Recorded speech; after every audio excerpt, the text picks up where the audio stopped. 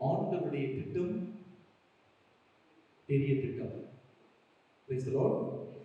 Praise the Lord. Hallelujah.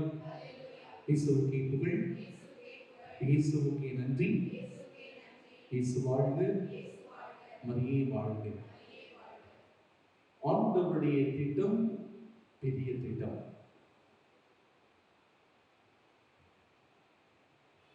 இரண்டாயிரத்தி 2009 ஆண்டு நான் என்னுடைய இறையியல் படிப்பை முடித்துவிட்டு நம்முடைய திருத்தொண்டர் அவர்கள் இங்கு இந்த களப்பணிக்காக வந்திருக்கிறார்கள். அதே போல இந்த களப்பணி செய்வதற்காக முதலில் இருக்கக்கூடிய வாடிமா நகருக்கு நான் சென்றிருந்தேன்.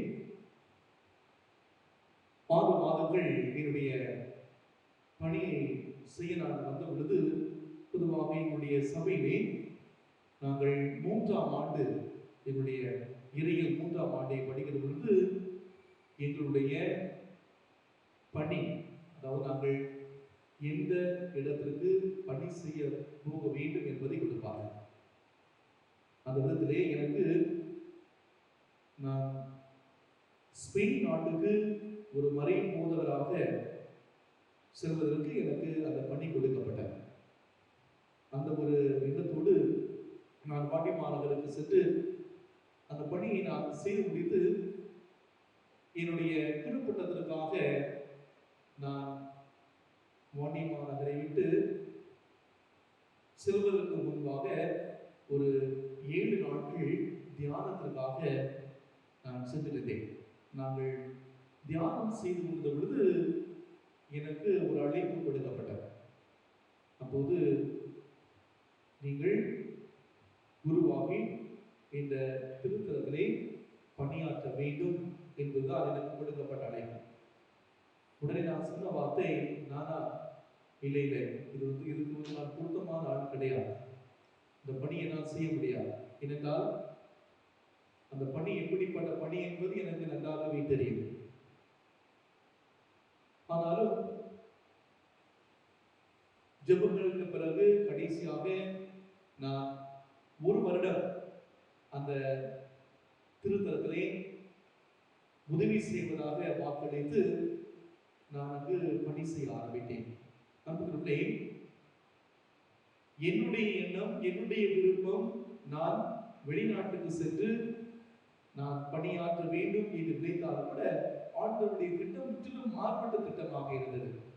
அந்த 1 ஆண்டு முடிவதற்கு முன்பாகவே என்னுடைய சுப்பீரியர்ஸ் மறுபடியும் இல்லை இல்லை, இந்த திருத்தலத்துக்கு உங்களுடைய பணி தேவை, நீங்கள் கண்டிப்பாக இங்கேயே பணி செய்ய வேண்டும் என்று சொல்லி என்னுடைய ஒப்புதலோடு நான் அந்த திருத்தலத்திலே பணியாற்ற வேண்டிய ஒரு சூழ்நிலை ஏற்பட்டது.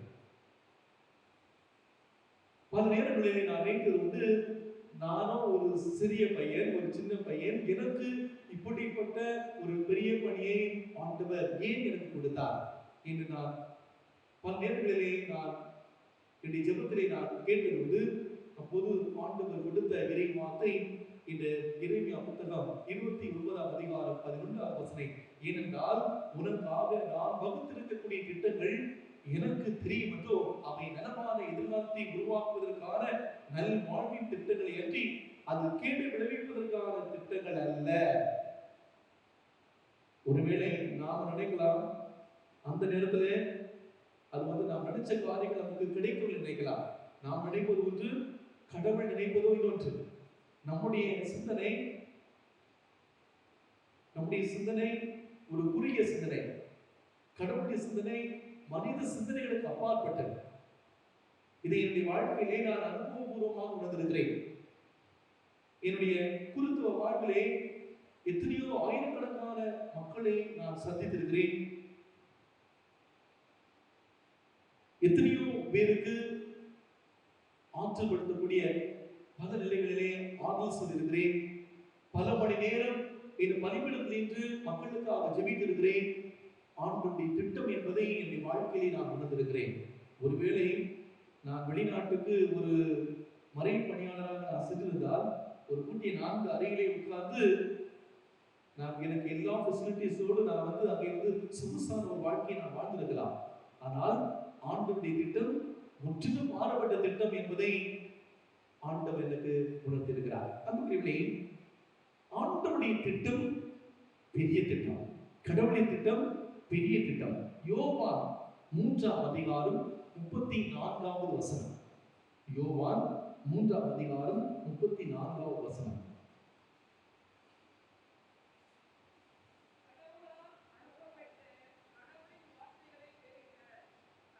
மைக்கில் வாசிங்க.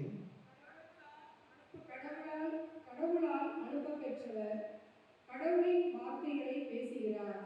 கடவுள் அவருக்கு தம் ஆவிக்குரிய கொடைகளை அளவின்றி கொடுக்கிறார். அளவின்றி கொடுக்கிறார். Price the Lord, praise the Lord. நாம் அனைவருமே ஆண்டவருடைய பிள்ளைகள். நமக்கு என்ன தேவை என்பது அவருக்கு தெரியும். கேட்கிறவர்களுக்கு ஆண்டவர் தன்னுடைய அபிஷேகத்தை, தன்னுடைய வரங்களையும், தன்னுடைய கனிகளையும், தன்னுடைய கொடைகளை எப்படி கொடுக்கிறார்? அளவின்றி கொடுக்கிறார். இதைத்தான் மார்க் நற்செய்தி 11ஆம் அதிகாரம் 24வது வசனம். மார்க் நற்செய்தி 11ஆம் அதிகாரம் 24வது வசனம். நீங்கள் இறைவனிடம் வேண்டுகிற பொழுது எவற்றையெல்லாம் கேட்பீர்களோ அவற்றை பெற்றுவிட்டு நம்புங்கள், நீங்கள் கேட்டபடியே நடக்கும். அப்படின்னா விண்ணக தந்தை அப்பா என்ற உணர்வோடு நாம் கேட்க வேண்டும். கேட்கின்ற அனைத்தையும் நாம் அப்பா என்ற உணர்வோடு நாம் கேட்கிறோம் என்றால் கேட்கின்ற அனைத்தையும் ஆண்டவர் நமக்கு கொடுப்பார். Price the Lord, praise the Lord. தொடர்ந்து எரேமியா புத்தகம் 29:11. நாம் இன்று சொன்ன அந்த வார்த்தைகள் எரேமியா புத்தகம் 29ஆம் அதிகாரம் 11வது வசனம்.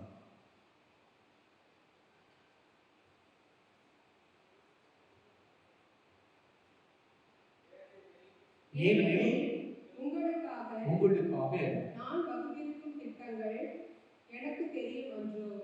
அவை வளமான எதிர்காலத்தையும் நம்பிக்கையையும் உங்களுக்கு அளிப்பதற்கான நல் வாழ்வின் திட்டங்களே அன்றி கேடு விளைவிப்பதற்கான திட்டங்கள் அல்ல என்கிறார் ஆண்டவர். ஆக ஆண்டவருடைய திட்டங்கள் எப்படிப்பட்ட திட்டங்கள்? என்னை பற்றிய திட்டங்கள், உன்னை பற்றிய திட்டங்கள், நம் அனைவரை பற்றிய திட்டங்கள் எப்படிப்பட்ட திட்டங்கள்? நலமான வாழ்வை தருவதற்கான திட்டங்கள். ஆண்டவர் நம் ஒவ்வொருவருக்காக வைத்திருக்கக்கூடிய திட்டங்கள் எப்படிப்பட்ட திட்டங்கள்? நல்லதொரு வாழ்க்கையை கொடுக்கக்கூடிய திட்டங்கள், நமக்கு கேடு விளைவிப்பதற்கான திட்டங்கள் அல்ல. நிச்சயம் ஆண்டவர் கிடையாது. நம்ம பல நேரங்கள்ல ஒரு சில நேரங்கள் நம்முடைய வாழ்க்கையில இழக்கக்கூடாது இழக்கிற பொழுது, நம்முடைய கணவரை இழக்கிற பொழுது, நம்முடைய பிள்ளைகளை நாம் இழக்க நேரிடுற பொழுது என்ன செய்யறோம்? நான் அறையிலே நாம கூட்டி வீட்டில் உட்காந்துக்கிறோம். இன்னைக்கு மதியம் பகல் உங்க அம்மா கிட்ட பேசிட்டு இருந்தேன். ஃபாதர், என்னுடைய மகள் ஒரு இடத்துல வேலை செய்றாங்க. அவங்களுக்கு ரொம்ப நல்லா பிடிக்கும். மகள் ரொம்ப நல்லா பிடிக்கும். அவங்க குடும்பத்தோடு போனாங்க. மதுரையில ஆக்சிடென்ட் ஆயிடுச்சு, இறந்து போயிட்டாங்க. அந்த ஸ்டாக்லேருந்து என்னுடைய மகள் மீண்டும் வரவே இல்லை. ஆனால் அதான் சொன்னேன், அவங்க கோயிலுக்கே வரல, பார்த்தது இல்லையே கேட்ட பொழுது அவங்க எந்த பதவியும் சொல்லலை. நம்முடைய வாழ்க்கையிலே ஒரு சில இழப்புகளை நாம் சந்திக்கிற பொழுது, ஒரு சில கஷ்டங்களை நாம் சந்திக்கிற பொழுது, அந்த கேள்விகள் நாம் ஒரு சில கேள்விகள் கேட்கக்கூடாத கேள்விகளை நாம் ஆண்டவரிடம் கேட்போம். ஆண்டவர் என்ன சொல்கிறார்? உன்னுடைய வாழ்க்கையில் எதை செய்தால் ஒருவேளை அது உனக்கு சங்கடத்தை ஏற்படுத்தலாம், துன்பங்களை ஏற்படுத்தலாம், கவலைகளை கொடுக்கலாம். ஆனால் அவை நலமான எதிர்காலத்தை கொடுப்பதற்கான நல் வாழ்வின் திட்டங்கள். ஆக நம்மை பற்றி கடவுள் எப்படிப்பட்ட திட்டங்களை வைத்திருக்கிறார்? நல்ல திட்டங்களை கடவுள் வைத்திருக்கிறார். நம்முடைய எதிர்காலத்தை பற்றி நல்ல எண்ணங்களை கடவுள் வைத்திருக்கிறார். நம்முடைய எதிர்காலத்தை பற்றி நல்ல சிந்தனைகளை வைத்திருக்கிறார். யோசுவா இறைவாக்கினுடைய வாழ்க்கையை பற்றி நான் பார்க்கும் பொழுது, யோசுவா ஆண்டவரிடம் ஒரு காரியத்திற்காக ஜெபிக்கிறார். என்ன விஷயம்? இஸ்ரேல் மக்களை மோய்சன் தலைமையிலே வழிநடத்த செல்கிற பொழுது, யோசுவா ஒரு சின்ன பையன். மோய்சன் அந்த இஸ்ரேல் மக்களை வழிநடத்திய பொழுது யோசுவா ஒரு சின்ன பையன். மோசே தலைவராக இருந்த பொழுது யோசுவாவுக்கு ஒரு எந்த பயமும் இல்லை, எந்த பாரமும் இல்லை, எந்த பிரச்சனையும் இல்லை. ஆனால் மோசே இறந்த பிறகு யோசுவாவை கடவுள் தேர்ந்தெடுக்கிறார். யோசுவா தலைவராக தேர்ந்தெடுக்கப்பட்ட பிறகு யோசுவாவுக்கு பயம். என்ன பயம்?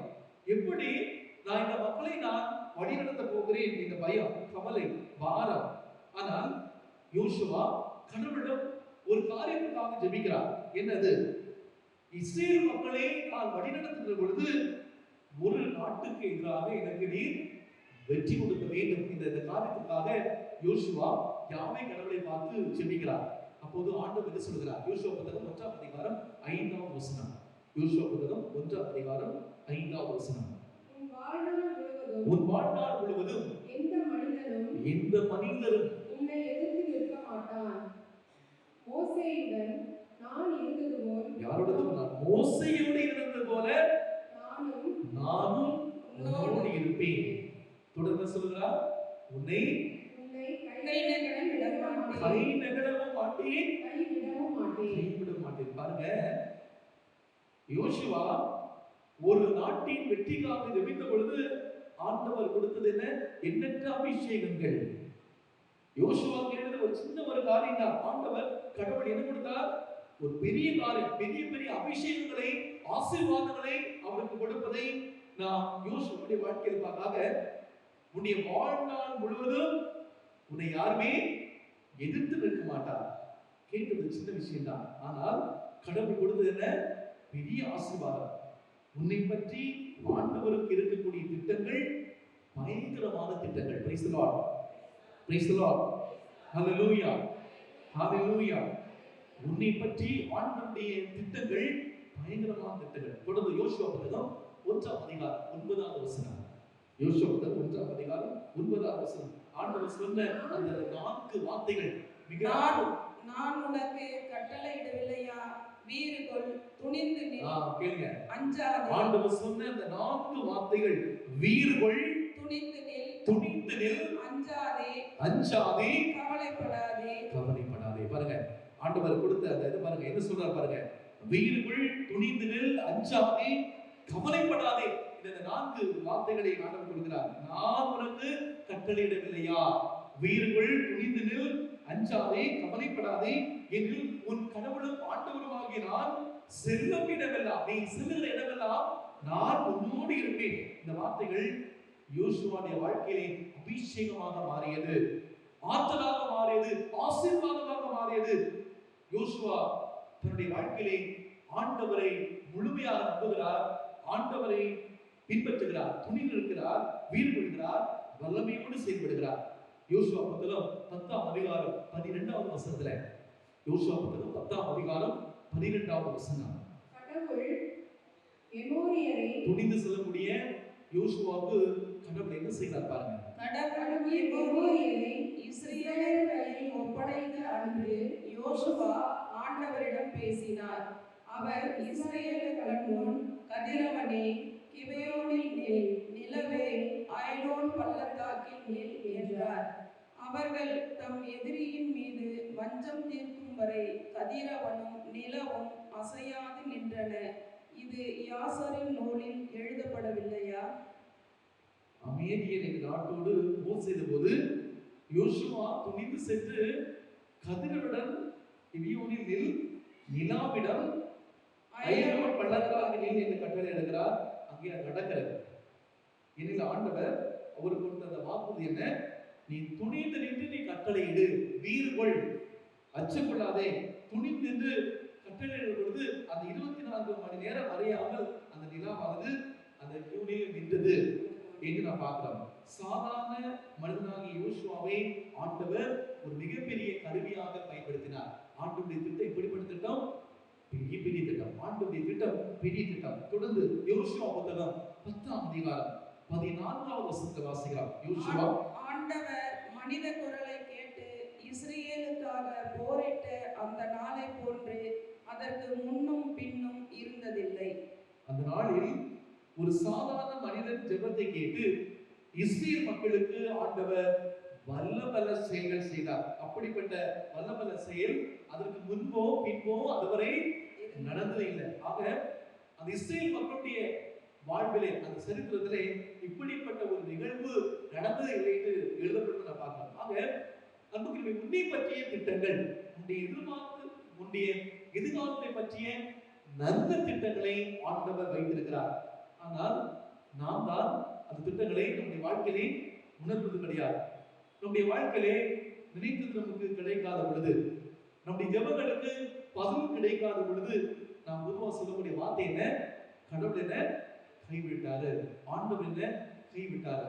கடவுள் இருந்தாலும் கடவுளுக்கு என் மேல இவ்வளவு கோபம் இருக்கக்கூடாது. அடிச்சாரு அடி, அவ்வளவு அடி, பெரிய அடி, என்னை இவ்வளவு பெரிய விதத்துல என்னை வந்து பந்தாடிட்டார். இருந்தாலும் கடவுளுக்கு என் மேல இவ்வளவு பெரிய கோபம் இருக்கக்கூடாது.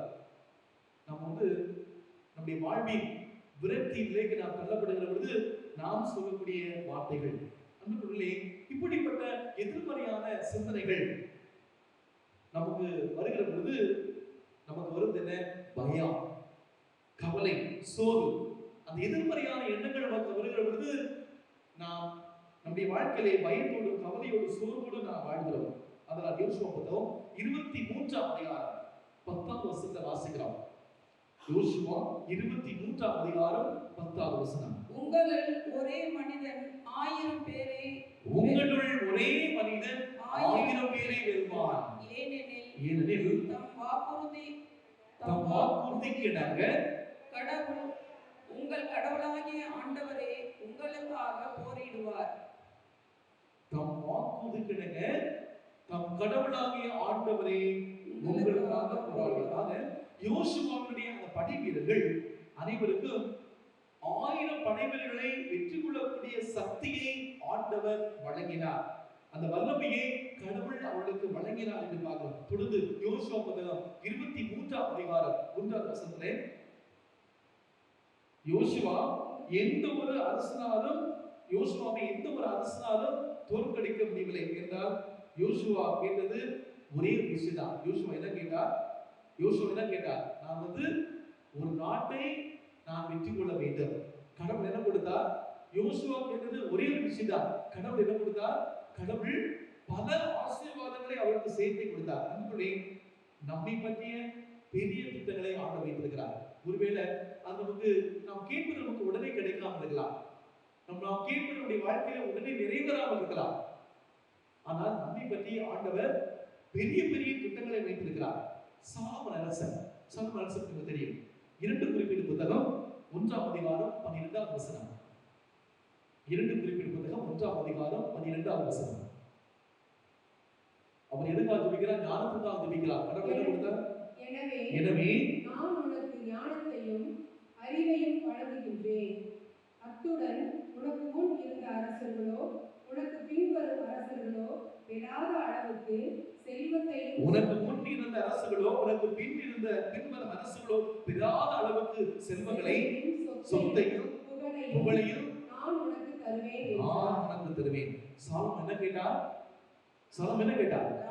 ஞானத்தை கேட்டார். ஆனா கடவுள் என்ன கொடுத்தார்? அவர் கொடுத்தது என்ன? சொத்து, புகழ், செல்வம். அவர் கேட்டது ஒண்ணே ஒண்ணுதான். ஞானத்தை கேட்டார். கடவுள் என்ன? எல்லாத்தையும் சேர்த்து பல ஆசீர்வாதங்களையும் சேர்த்து கொடுத்தார்.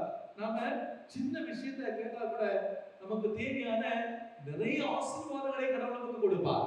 Praise the Lord. Praise the Lord. Hallelujah. நம்ம கேட்கக்கூடிய விஷயம் சின்ன விஷயமா இருக்கலாம். ஆனால் கடவுள் நமக்கு பெரிய பெரிய ஆசீர்வாதங்களை நமக்கு கொடுப்பார். விடுதலை பெற்ற புத்தகம் 23ஆம் அதிகாரம் 22ஆம் வசனம். விடுதலை பெற்ற புத்தகம் 23ஆம் அதிகாரம் 22ஆம் வசனம். நாம எப்படி இருந்தா கடவுள் நமக்கு அதை கொடுப்பார்? ஏனெனில் என் தூதர் உனக்கு முன் சென்று உன்னை எமோரியர், கித்தியர், பெரிசியர், கனானியர், இவ்வியர், எபூசியர் இவர்களுடன் கொண்டு போய் சேர்க்கும்போது நான் அவர்களை அழித்தொழிப்பேன். 23ஆம் அதிகாரம் 22ஆம் வசனம். நீ அவர் சொல் கேட்டு நடந்தால், நான் சொல்லும் யாவற்றையும் கேட்டு செயல்பட்டால், நான் உன் எதிரிகளுக்கு எதிரியும் உன் பகைவருக்கு அப்படின்னா நீ என்னுடைய சொல்லை கேட்டு என்னுடைய கட்டளைகளை கடைபிடித்து என்னோடு இணைந்து வாழ்ந்தால் உன்னுடைய எதிரிகளுக்கு நான் எதிரி, உன்னுடைய பகைவர்களுக்கு நான் பகைவன். அப்படி என்றால் உன்னுடைய வாழ்க்கை பயணத்திலே நான் எதை கொடுப்பேன்? உனக்கு வெற்றியை கொடுப்பேன். நாம் ஆண்டவருடைய சொல்படி, ஆண்டவருடைய கட்டளைப்படி அவருடைய வழி நடந்தால் ஆண்டவர் என்ன கொடுப்பார்? நமக்கு யாவற்றை நாம் கேட்கக்கூடிய எல்லாவற்றையுமே கொடுப்பார். இணைச்சட்ட நூல் 28ஆம் அதிகாரம் 1ஆம் வசனம். இணைச்சட்ட நூல் 28ஆம் அதிகாரம் 1ஆம் வசனம். உன் கடவுளாகிய ஆண்டவரின் குரலுக்கு செவிகொடு. நான் இன்று உனக்கு விதிக்கும் கட்டளைகளை அனைத்தையும் கடைபிடிப்பதில் கருத்தாயிரு. கட்டளைகள் அனைத்தையும் கடைபிடிப்பதில் கருத்தாயிரு. அப்பொழுது உலகில் உள்ள மக்களினங்கள் அனைத்திற்கும் மேலாக உன் கடவுளாகிய ஆண்டவர் உன்னை உயர்த்துவார். உன்னுடைய கடவுளாகிய ஆண்டவரை உயர்த்துவார். Praise the Lord. Praise the Lord. Hallelujah. ஆண்டவருடைய கட்டளைகளை கடைபிடித்தார் எல்லா மக்களிற்கு மேலாக அவர் உன்னுடைய குடும்பத்தை உயர்த்துவார். உனக்கு தேவையான அனைத்து ஆசீர்வாதங்களை வழங்குவார். இணைச்சட்ட நூல் 28ஆம் அதிகாரம் 10ஆம் வசனம். இணைச்சட்ட நூல் 28ஆம் அதிகாரம். அப்பொழுது பூவுலகில் மக்களினத்தார் அனைவரும் ஆண்டவர் தம் பெயரை உனக்கு வழங்கி இருக்கிறார் என கண்டு உனக்கு அஞ்சுவர். மேலும் இணைச்சட்ட நூல் 28ஆம் அதிகாரம் 13ஆம் வசனம். இணைச்சட்ட நூல் இன்று நான் உனக்கு விதிக்கும் உன் கடவுளாகிய ஆண்டவரின் கட்டளைகளுக்கு செவி கொடுத்து அவற்றை கடைபிடிப்பதில் கருத்தாயிரு. அப்போது ஆண்டவர் உன்னை முதல்வனாக ஆக்குவாரே அன்றி கடையனாக ஆக்க மாட்டார். உன்னை முதல்வனாக ஆக்குவார் அன்றி உன்னை பின்னாடி தள்ள மாட்டார். உன்னை கடையனாக ஆக்க மாட்டார். நீ உயர்வாய் அன்றி தாழ்வாய் மாட்டார். தொடர்ந்து இணைச்சட்ட நூல் 28ஆம் அதிகாரம் 7ஆம் வசனம். உனக்கு எதிராக எழும் பகைவர்கள் உனக்கு முன் முறியடிக்கப்படும்படி ஆண்டவர் அவர்களை உன்னிடம் ஒப்படைப்பார். அவர்கள் ஒரு வழியாக உனக்கு எதிராக வருவார்கள். ஆனால் 7 வழியாக கண்களுக்கு முன்னே ஓடி போவார்கள். Praise the Lord. நாம் ஆண்டவருடைய கட்டளைப்படி நடந்தோம் என்றால், ஆண்டவருடைய பாதைப்படி நடந்தோம் என்றால், ஆண்டவருடைய திட்டத்தை நம்முடைய வாழ்க்கையிலே நாம் தெரிந்து நடந்தோம் என்றால் என்ன, யாருமே எதுவுமே செய்ய முடியாது. ஆனா பல வேளைகளில் நமக்கு நடப்பது என்ன, முதல்ல நம்ம கடவுளை நம்புறதே கிடையாது. நம்பிக்கை இருக்குன்னு சொல்றோம், ஆனா கடவுள் முழுமையா நம்புறதே கிடையாது. சாமி இது கிடைக்குமா, நல்லா வேண்டிங்க ஃபாதர், ஆனா கண்டிப்பா கடவுள் கொடுத்துருவார்ல, ஒரு கொஸ்டின் மார்க் போட்டுட்டு தான் வேண்டிங்க பார்த்து சொல்லிட்டு போவோம் இல்லையா? அதுக்குள்ளே நமக்கு வெற்றி தரக்கூடிய, ஆற்றல் தரக்கூடிய நலத்திட்டங்களை தருபவன் நம் ஆண்டவர், நம்முடைய கடவுள். நம்முடைய வாழ்க்கை படத்திலே நாம் பயணிக்கிற பொழுது நமக்கு ஒரு சில நிழல்கள், ஒரு சில தடைகள், ஒரு சில கஷ்டங்கள், ஒரு சில வேதனைகள் வரலாம். ஆனால் அந்த வேதனைகளை நாம் தாண்டி போகிற பொழுது ஆண்டவர் நமக்கு நிறைவான ஆசீர்வாதத்தை கொடுப்பார். இதைத்தான் நாம் யோசுவாவுடைய வாழ்க்கையில பார்க்கிறோம், சாலோமுடைய வாழ்க்கையில பார்க்கிறோம். அவங்க கேட்டது ஒன்னே ஒண்ணுதான். ஆனால் அவங்க கடவுளை நம்பி, ஆண்டவர் முழுமையா நம்பி எல்லா தடைகளையும் அவர்கள் தூக்கி எறிந்துவிட்டு ஆண்டவரை முழுமனதோடு பின்பற்றினார்கள். ஆண்டவருடைய கட்டளைகளை கடைபிடித்தார்கள். ஆண்டவர் அவர்களுக்கு பல மடங்கு ஆசீர்வாதத்தை சேர்த்தை கொடுத்தார் என்று நாம் அவருடைய வாழ்க்கையில பார்க்கிறோம். ஆக சின்ன சின்ன தவறுகள், கஷ்டங்கள் வருகிற பொழுது ஆண்டவர் எனக்கு துணையாக இல்லை என்று நாம் சொல்லக்கூடாது. எனக்கு தெரிந்த ஒரு குடும்பம், அந்த அம்மாவுக்கு ஒரே ஒரு பொண்ணு தான். திடீர்னு உடல்ல சரியில்லை, கூட்டு வந்தாங்க. ஃபாதர் ஜோம் பண்ணுவோம் ஃபாதர் அப்படின்னாங்க. நான் அவங்களுக்காக ஜோம் பண்ண அனுப்புறேன். போய் ஒரு சில நாட்களிலே தன்னுடைய ஒரே மகளை இழக்க வேண்டிய ஒரு சூழ்நிலை. அந்த நாள் முதல் அந்த அம்மா கோயிலுக்கு வர நிப்பாட்டாங்க. அப்புறம் ஒரு 4 வருடங்களாக அந்த அம்மா நான் பார்க்கவே இல்லை. ஒவ்வொரு வாரம் வந்துட்டு அம்மா 4 வருடங்களாக வரது நிப்பாட்டாங்க. ஒரு முறை நான் சென்ற பொழுது அவங்க வீட்டுக்கு போய் அந்த அம்மாட்ட கேட்ட பொழுது அவங்க சொன்னாங்க, கடவுளே நான் நம்பிக்கையில் பார்த்தேன், எனக்கு கடவுள் ஒரு பெரிய ஒரு ஏமாற்றத்தை இந்த வாழ்க்கையை கொடுத்தார். ஒரே மகன் தவம் பெற்றெடுத்த ஒரு பிள்ளை, என் கூட இருக்குன்னு ஆசைப்பட்டேன். என்னுடைய கணவரை இழந்து இப்பதான் உலகம்னு வாழ்ந்தேன். ஆனால் கடவுள் எனக்கு ஒரு பெரிய சோதனை கொடுத்துட்டாரு. நான் சொன்னேன், ஏமா ஒருவேளை இந்த நம்முடைய மகளை கடவுள்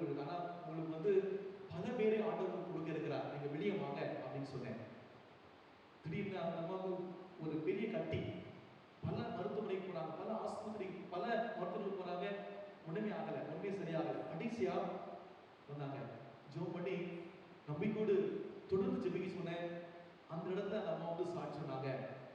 நான் என்னுடைய மகளை எழுத நிலையில 4 ஆண்டுகளாக கூட்டிய அந்த அறையில கடவுள்ல ஆண்டவர்களே நான் வாழ்ந்தேன். ஆனா ஆண்டவர் எனக்குன்னு வச்சிருந்த அந்த திட்டம் ஒரு பெரிய திட்டம் என்பதை நான் இப்போது உணர்கிறேன்.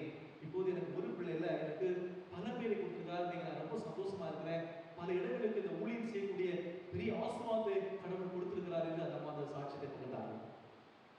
அன்புக்குள்ளே உன்னை பற்றிய திட்டங்கள் எப்போதுமே எப்படிப்பட்ட திட்டங்கள்?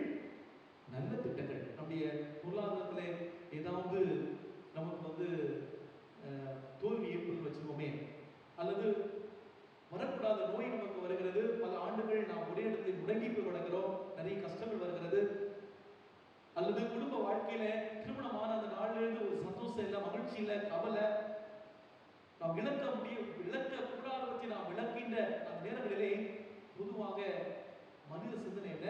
ஆண்டவர் என்ன கைவிட்டு விட்டார், ஆண்டவர் என்ன அப்படியே என்னை கைவிட்டு விட்டார் என்று நாம் நினைக்கிறோம். அன்புகளே, கடவுள் நமக்கு எதை செஞ்சாலுமே என்ன செய்வார்? நல்லதே செய்வார். கடவுள் நமக்கு எதை செய்தாலுமே நல்லதே செய்வார். எந்த ஒரு சூழலில் கடவுள் நம்மை கைவிடவே மாட்டார். ஆண்டவருடைய திட்டங்கள் நலமான ஆசீர்வாதத்துக்குரிய திட்டங்கள். யாருமே வராத கடைசி அந்த நேரத்தில் ஆண்டவர் நமக்கு துணையாக வருவார். என்னுடைய வாழ்க்கையை நான் உணர்ந்திருக்கிறேன். நான் வந்து இந்த தியானங்கள் கொடுக்கக்கூடிய இந்த பணியிலே வந்து பல ஆண்டுகள் நான் இருக்கிறேன். பொதுவாக யாராவது என்னோட ஃபோன் பண்ணி ஃபாதர் இந்த குரூப்புக்கு வந்து தியானம் கொடுக்கணும் அல்லது ஏதாவது மறைவுக்கணும்னா கடைசி நேரத்தில் கேட்பாங்க. எப்படி என்ன வரும்னா, அதாவது ஒரு 2 மாதம் 3 மாதத்துக்கு முன்பாகவே தியானம் வந்து ஒரு பெரிய குருவானவருக்கு ஃபிக்ஸ் பண்ணியிருப்பாங்க.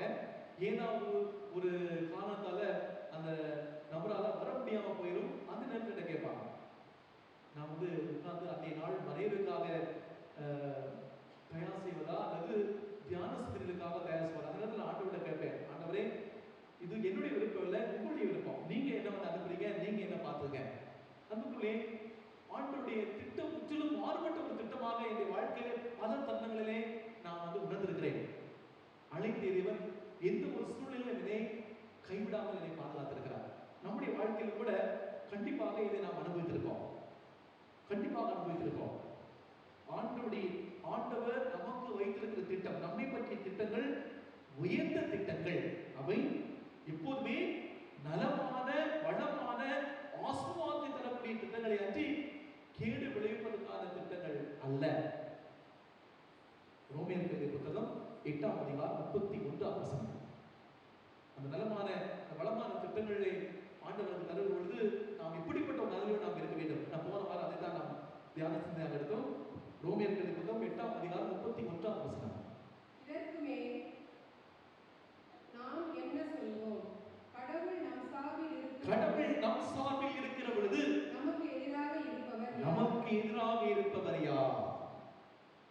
நான் சிந்தனை கூட கடவுள் என் சார்பாக, என் குடும்பத்தின் சார்பாக, என்னோடு வாழ்கிற இறை சமூகத்தின் சார்பாக இருக்கிற பொழுது எனக்கு எதிராக இருப்பவர் யார்? கடவுள் என்ன செஞ்சாலுமே என்ன செய்வார்? நல்லதான் செய்வார். என் அன்புக்குள்ளே நீங்க இந்த நாள்ல ஒரு சின்ன விஷயத்துக்காக நீங்க ஜெபிக்க வந்திருக்கலாம். ஆண்டவர் உனக்கும் உன்னுடைய குடும்பத்திற்கும் உன்னுடைய வாழ்க்கையிலே பல ஆசீர்வாதங்களை சேர்த்து கொடுக்கிறார். பல ஆசீர்வாதங்களை சேர்த்து கொடுக்கிறார். Praise the Lord. Praise the Lord. Hallelujah. Hallelujah. இனி ஆண்டவருடைய உயிருள்ள வார்த்தைகளை நம்புவோம். யோசுவாவை ஆசீர்வதித்த கடவுள், சாலமோனை ஆசீர்வதித்த கடவுள், என்னுடைய தனிப்பட்ட வாழ்க்கையை ஆசீர்வதித்த கடவுள் என்று உங்களையும் ஆசீர்வதிக்க இருக்கிறார். ஆண்டவருடைய திட்டங்கள் நலமான எதிர்காலத்தை உருவாக்குவதற்கான நல்வாழ்வின் திட்டங்கள். கடவுள் என் சார்பாக இருக்கிற பொழுது எனக்கு எதிராக யாருமே இருக்க முடியாது.